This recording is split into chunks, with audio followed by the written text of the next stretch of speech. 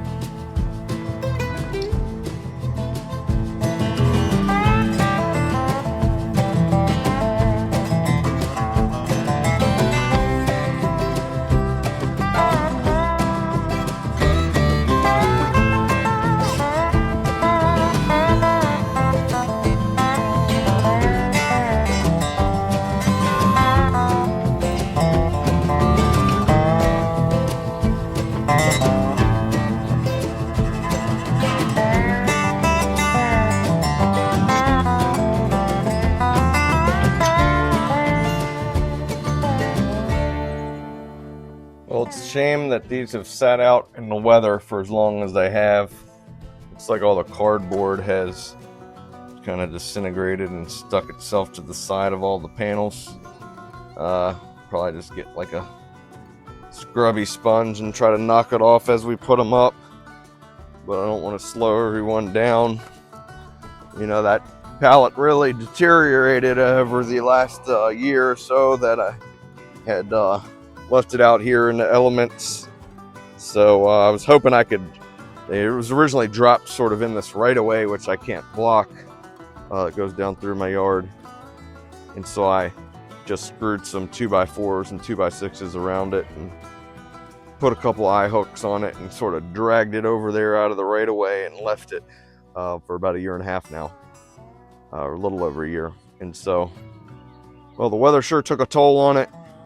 I was only able to drag it about another 10 feet before the thing just fell apart. So luckily, no damage. I was able to sneak the good old trusty Tundra between the fence and the pallet and cut those straps and lean a couple 2x4s up there, and we're good to go. All right, we're about to start mounting some panels here. A few things to note. You're going to want to take your optimizer serial number off as you go and put it where your solar panels are on your roof layout. So that way you can assign it when you're done and kind of get that panel level monitoring. In my case, I've got the Tigo TS4-A-O. This provides rapid shutdown compliancy, optimization, and monitoring all in one. It's very important that you plug the optimizer into the panel before you start plugging the panels in series. Tigo is very clear about that. It's stated on this little yellow tag here. It's etched into the plastic. It's all over their documentation. If you plug it in, plug the optimizers in series first and then plug the panels in, you're liable to damage equipment. So just don't do it. Follow the instructions. Another thing to note is they want this junction box lid facing up. They want this on the upper edge of the panels, probably so that, you know, water will shed off and there's no way water will make its way up into that junction box coming down the cables. Aside from that, there's not much to note. Again, I'm used to attaching optimizers to the racking first. I just like putting everything down and getting everything plugged in and all the wire managed first and then just laying the panels. But in this case, with Tigos, that's kind of risky because if you accidentally plug the optimizers together first, you could damage the system. So in this case, we're gonna mount them to the modules first. We're gonna put in some wire management clips. I got some nice stainless steel Heiko wire management clips. I'll leave a link for these down in the description. I'll leave a link for all the Tigo stuff in the description. We got ourselves some nice all black Canadian Solar 390s. I'll leave a link. I'm not sure if they're still available, but I'll leave a link to the distributor where I got these. And I think that about does it. So we're gonna go ahead and get this mounted and get some wires managed.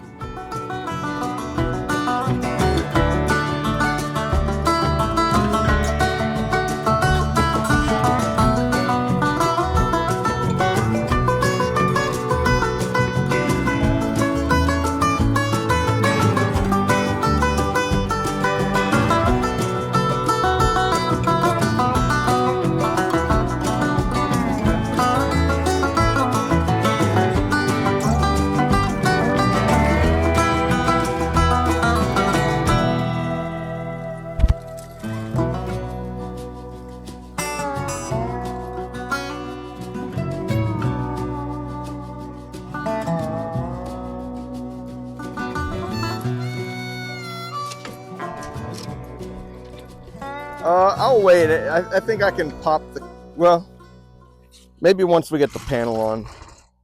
But yeah, it makes sense to get them all on sooner rather than later.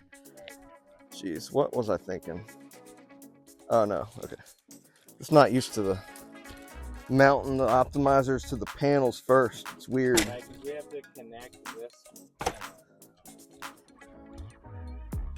Yes. Yep. Yep, and I have it right there.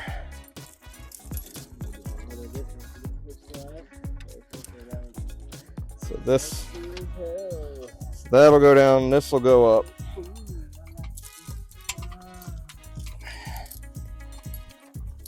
Man, I should have bought more wire management clips. I wasn't really thinking. I only got 150, which is about 5 per panel.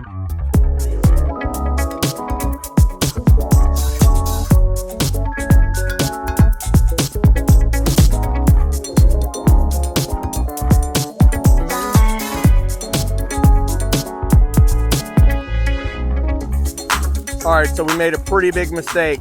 I'm gonna be upset with myself for quite a while about this one. I ended up having the wrong module spec sheet. So I had a different Canadian Solar 390 module spec sheet that I went by and I used dimensions for to span my rails and create my layout. And it turns out there's 2 different spec sheets with completely different dimensions. And I just used the wrong one. These panels are way wider, way shorter. So as you'll see, the rails, we really had no other choice but to kind of go with what we had. And so the panels are not evenly set the way they should be. You're going to want them evenly cantilevered off of each rail. You can see here how far off we are all the way up. But hey, sometimes you make mistakes and you just got to roll with it. So that's what we're doing. We're sticking with the racking that we've got, and we're just going to go with it. And I'm going to have to splice on some little short ends and a couple feet here in the locations where the width of the panel kind of left us with not enough rail.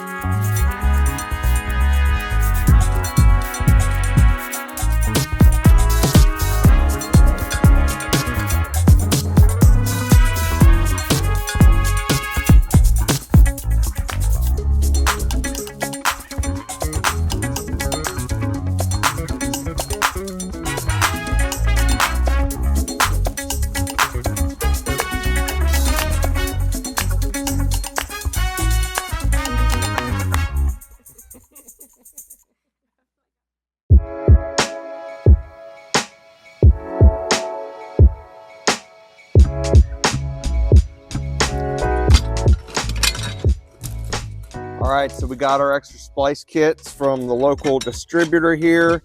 I've cut some additional sections of rails to splice on here. I'm gonna go ahead and get these spliced so we can finish mounting the panels.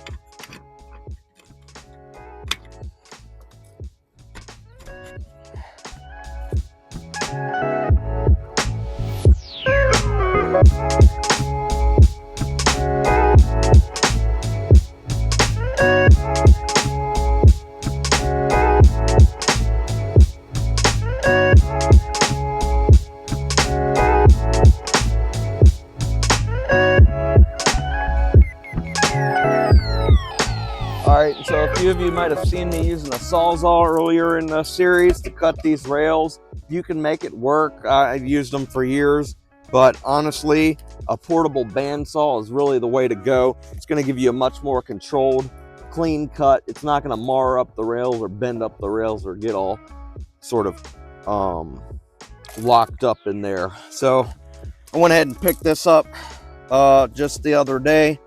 I've been wanting one for quite a while, just never really had a good enough reason to buy it.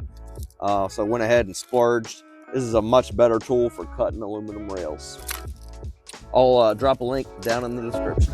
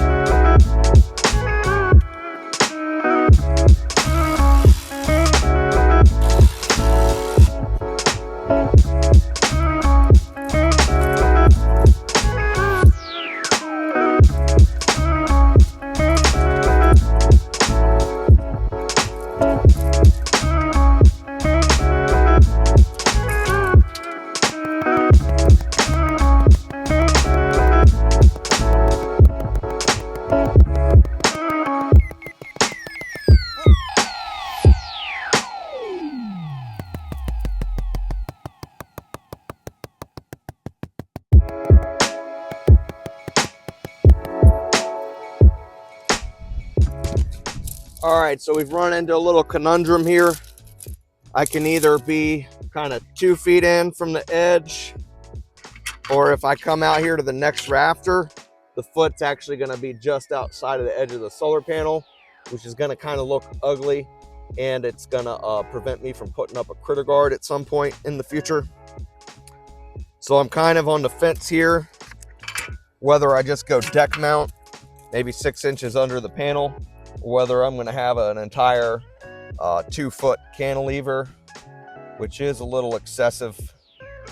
So I can lock it into a rafter and have a pretty large cantilever, or I can just go ahead and deck mount it and put it near the edge. I think I'm gonna go ahead and just deck mount it.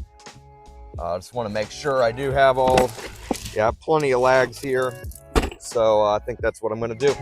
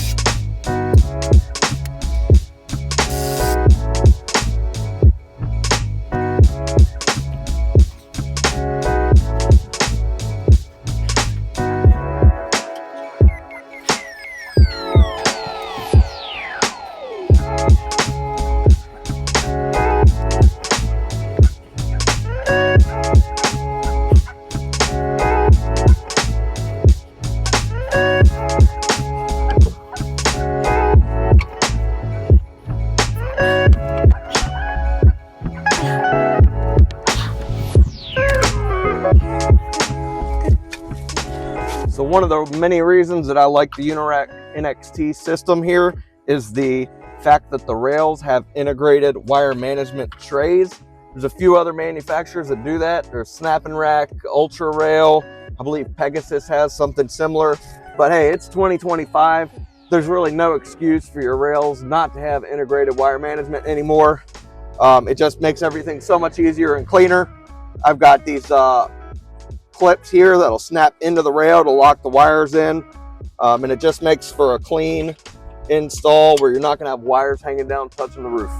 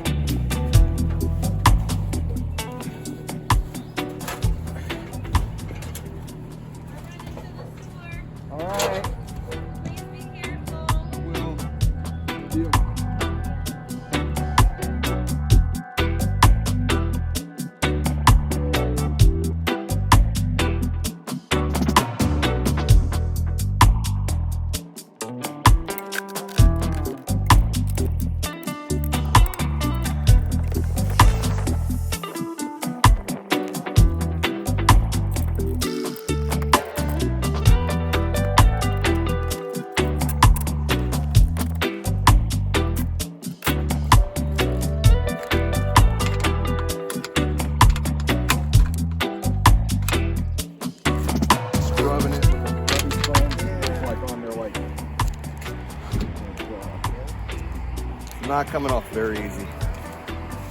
All right. So now we'll just sort of pull it up until it's flush with the top one, and then I'll lock it down.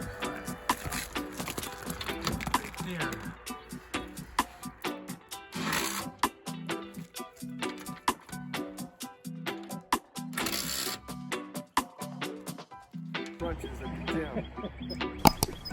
It has helped tremendously. I got it. Sure? Yep. That's how we do it.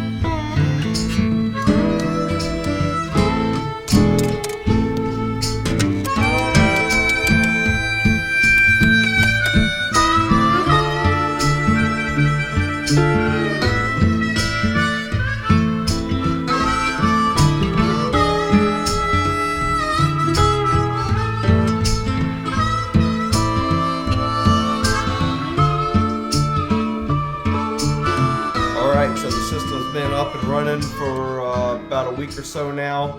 I really haven't been able to drain my batteries under 50% as of yet.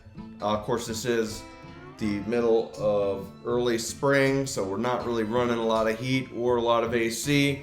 The sun is shining bright.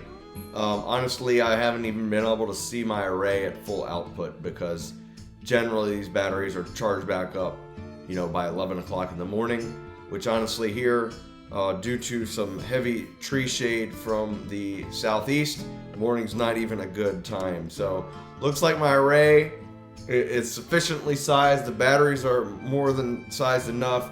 I think the trick is going to be in the winter when the sun exposure is low.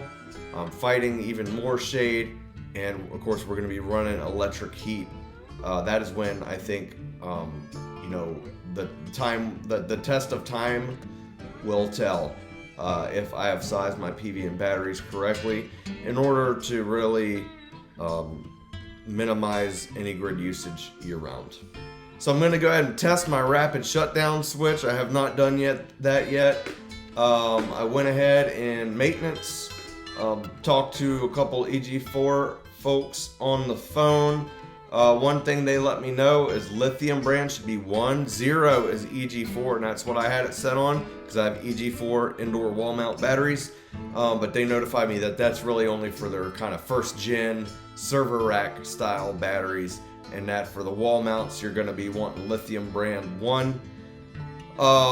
Aside from that, I'm not currently selling back to the grid because I'm waiting to get my inspection and permission to operate from the utility. Still got a few little loose ends to button up before we get the inspector over here. You always want to make sure every last detail is done before that inspector walks in the door, because once they start finding 1 or 2 little things wrong, they're going to really start looking a lot harder. So you really want to nail that inspection on the first try. Make sure when they walk in there, they look at your work and they know you're a professional. Aside from that, I was told to enable RSD because I am using a rapid shutdown switch with Tigos. And that about does it. Another thing I noticed is when you change the battery brand, when you enable or disable the inverter, there's a few different things you can do on here. It actually cuts the power off at your home, which is kind of unusual from my experience. Generally, you can flip inverters on and off, and it's just going to seamlessly, jump back and forth to the grid. But it does seem like a few settings in here are in fact going to cause your power to go out for 10 seconds or so. Alright, so here's our live view page. I'm going to go outside and hit that rapid shutdown switch. We're going to see that everything gets brought down to a safe voltage, assuming I hooked everything up correctly.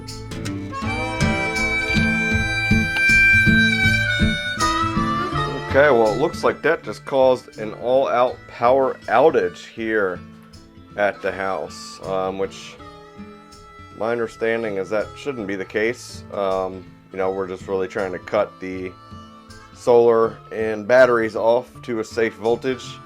But all lights out on the inverter. GridBoss is flashing.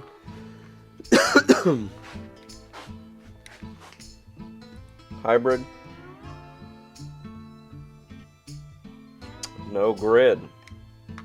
So I'm wondering if for some reason that rapid shutdown switch just severs any power coming in through the GridBoss whatsoever. I'm not really sure. Looks like our batteries are in fault status.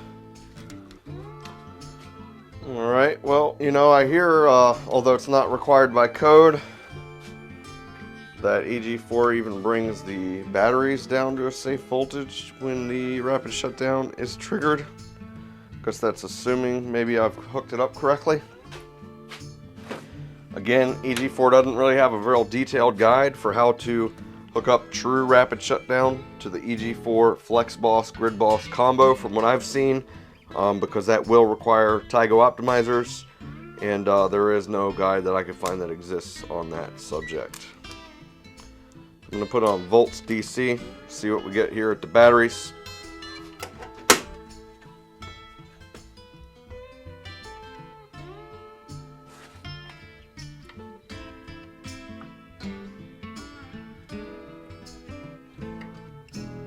I doubt you can see that, but positive to negative. Only getting about 4 volts DC. So it does look like something was triggered there in the batteries. Let's go positive to ground.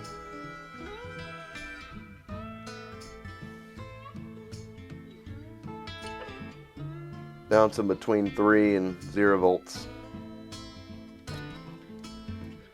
Let's check our PV conductors.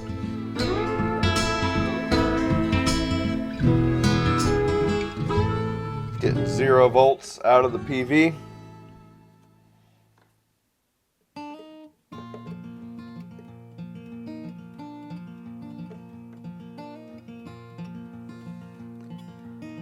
Zero volts out of the PV.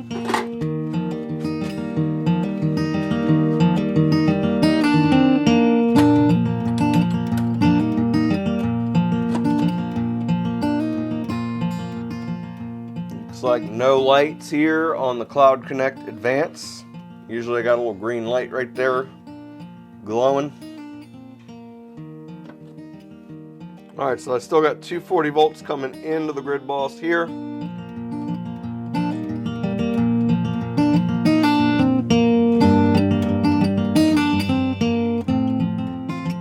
I have 0 volts at the inverter breaker.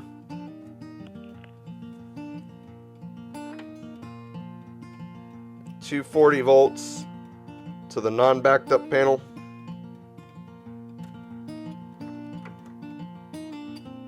$0 volts to the backed up panel.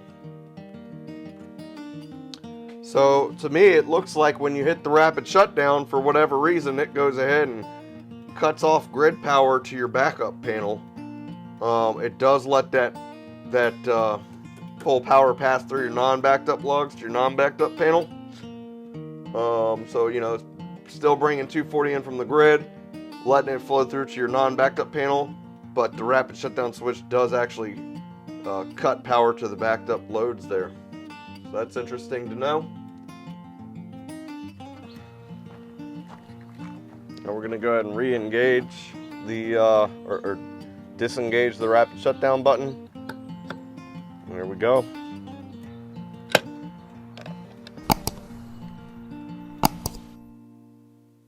Okay, so nothing seemed to change in here yet. May need to monitor the grid for a couple minutes before it kicks back on or something along those lines.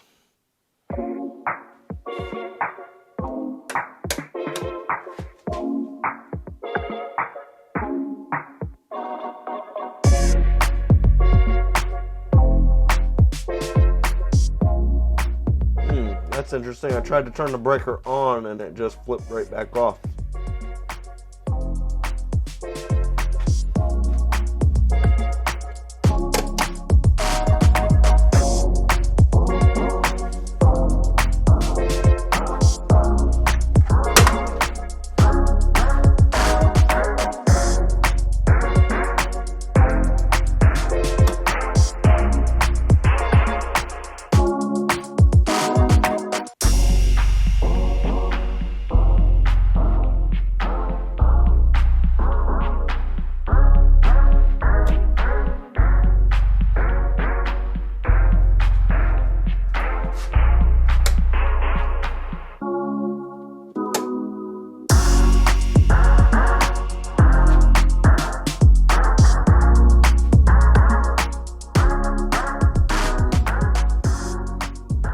Okay, well that seemed to do something. So we'll give it a minute. We got a fault light on the inverter, red light on the Cloud Connect Advanced. Seems like once you have a rapid shutdown event, clicking that battery off and back on is what sort of resets everything.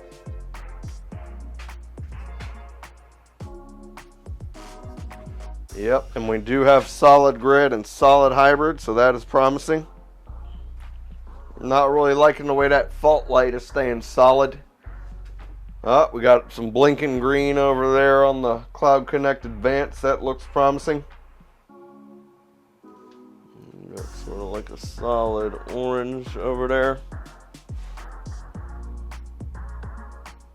Looking forward to getting the LCD screen on this inverter. One thing that's kind of annoying is every time you flip something off or on, the internet goes out, and you know, the app doesn't really show what's going on. So me personally, I'm old school. I'd love to get a screen to where I can actually read what this inverter's telling me, you know, if I was not connected to the internet. All right, instead of waiting here, I'm gonna go ahead and cut the camera, see if I can get up there on the app and see what's going on. Okay, I just reset. Now it says error. Fault, GridBoss breaker open. I don't have a breaker for the GridBoss. Let me check that FlexBoss breaker. Well, that did it. It was, I guess maybe I cut that FlexBoss breaker inside of the GridBoss when I was kind of testing stuff. So I just flipped it. Again, I mean, cutting between hitting that inverter breaker, it's kind of strange to me that it turns all the power off and on at your house. Most other solar and energy storage systems don't do that. It was pulling from the grid just because I hit the inverter breaker on. In my opinion, that shouldn't make your power go off and on, but for this system it seems to. Just something to note. But I would imagine once my internet router starts hooking back up here to everything will look good. Also, I did notice that that fault light went out. We got a nice green light on the FlexBoss once I closed that breaker. I'm gonna go ahead and pull up the Tigo app as well.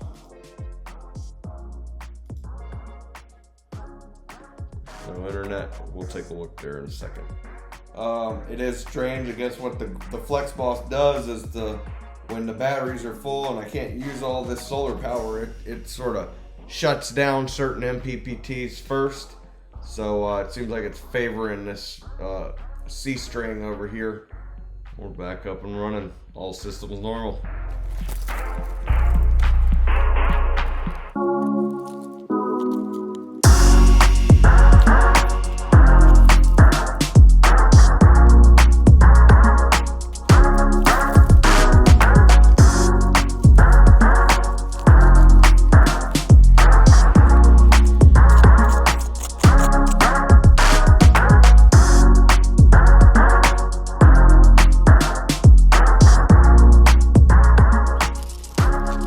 I'm going to teach you an old school solar installer's trick for covering up your mistakes. What you do is you go down in your gutter, you find some of the grain that has come loose off of the shingles over time, you gather that stuff and you smush it all in this adhesive before it dries up, and that way it'll just blend right into the shingles.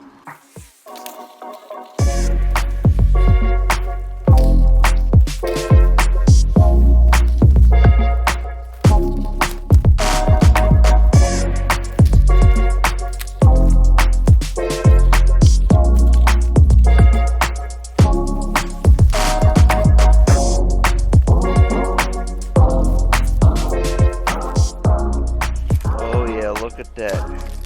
It's like it never even happened.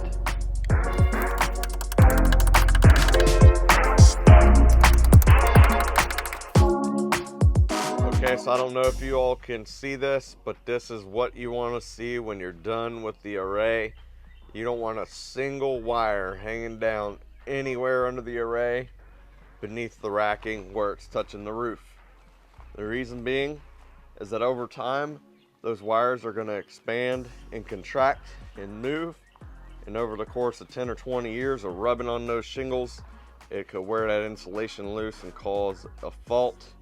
It's also just going to be less likely that you're going to have critters under there chewing on the wires, that rain or snowfall might affect or pull on the wires, ice dams, things of that nature. So, you know, take your time, get your wire management correct, use racking, that has integrated wire management solutions, and make sure you don't have a bunch of wires hanging down laying on the roof under your array when you're done.